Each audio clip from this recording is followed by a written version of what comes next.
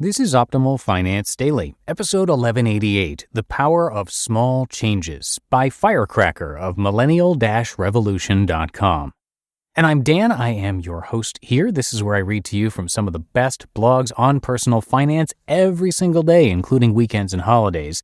And it's not just this show where we offer you this format. We actually have 5 shows that cover all different topics. So please search for Optimal Living Daily wherever you're hearing this to find all 5 of our narration-style podcasts. For now, let's get right to it as we continue optimizing your life. The Power of Small Changes by FIRECracker of Millennial-Revolution.com. Save $5 on coffee a day, retire a multimillionaire. Popularized by financial gurus like Susie Orman, Dave Ramsey, and David Bach, the latte factor is something I'm pretty sure you've all heard of.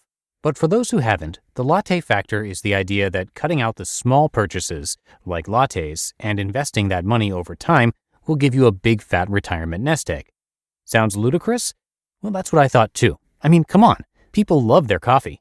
When your boss is droning on about TPS reports or whatever other office bullshit, the only thing keeping you from face-planting into a puddle of your own drool is that sweet, sweet blackened nectar of the gods. Starbucks gods, that is. And then there's also the math. When it comes right down to it, the math just doesn't add up. How exactly does $5 compound into $1 million? If you take $5 a day, multiply it by 250 working days, compound that over 35 years at 6% return, you get $140,000, which is a lot, but isn't close to $1 million. So why would we give up something we love so much for a seemingly unworthy gain? Why would we give in to the latte factor? Because it works. Now, before you run off to grab your pitchforks and torches, let me tell you a story.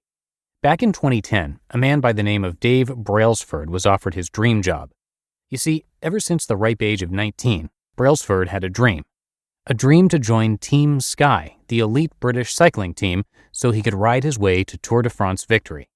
Starry-eyed and bushy-tailed, he left his cushy draftsman's job, whatever that is, in Deniolan, England, and moved to Saint-Étienne, France, without speaking a word of French, just so he could train to become a cycling champion. The bad news is he never realized his cycling champion dream. The good news is that during those grueling 3 years, he discovered that his true passion wasn't actually cycling. No, what Dave really loved was sports sciences. And once he got his degree and worked in the industry, he was asked to join Team Sky after all, but not as a cyclist. He was going to get Team Sky their long-awaited Tour de France victory by coaching instead.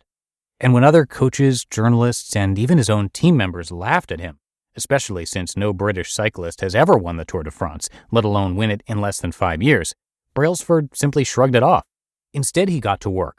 First, he looked at their fitness regimens, then their diets, and finally their sleep schedule. And when that was done, he went even further. He looked at their seat ergonomics. He looked at their hotel pillows. He looked at the quality of the massage oil in their spas. He even looked at their hand sanitizers and hand-washing techniques. He looked for small improvements everywhere, like a carpenter ant foraging for every leaf and dust particle he could find, giving his team every advantage and leaving no stone unturned. And I mean that literally, because he even looked at the gravel under their bikes. And when people scoffed at him, saying his team will never win the Tour de France in 5 years, he smiled and told them they were right. They would win it in 3. And not only that, they would take home 70% of the gold medals at a little-known competition called the Olympics, and repeat their Tour de France victory the following year. And when his skeptics watched, stunned as his team stood on the stage holding their medals, Brailsford felt like he was on top of the world. Great story, right? But what exactly does that have to do with coffee? Well, Brailsford realized his Tour de France dream because of the hundreds of small changes he made. From the pillows to the massage oil to the hand sanitizer to the gravel, nothing was safe from Brailsford's tornado of efficiency. Small changes matter. But it's not just the changes themselves, it's the fact that Brailsford cared so much about Team Sky that he was willing to optimize even the tiniest things just to give his team that extra edge. The same goes for people who save money by not buying coffee. It's not the coffee savings, it's the fact that they care so much about becoming financially independent, they're even willing to cut the coffee. And this is what we did.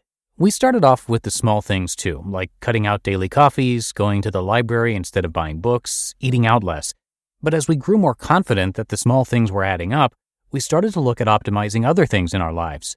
We started researching into the best credit cards, no fees, bonus rewards, and insurance, as well as the least expensive ways to travel, frequent flyer miles plus 2-for-1 deals to attractions, the gyms with the most value, open the longest with the least expensive fees, the best recipes with healthy yet inexpensive ingredients, etc.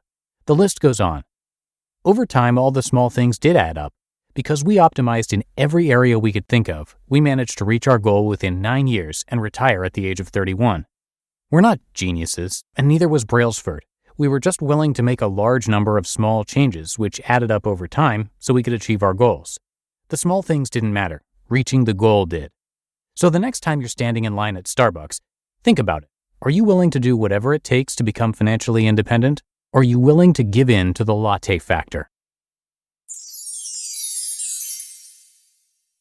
You just listened to the post titled The Power of Small Changes by FIRECracker of Millennial-Revolution.com.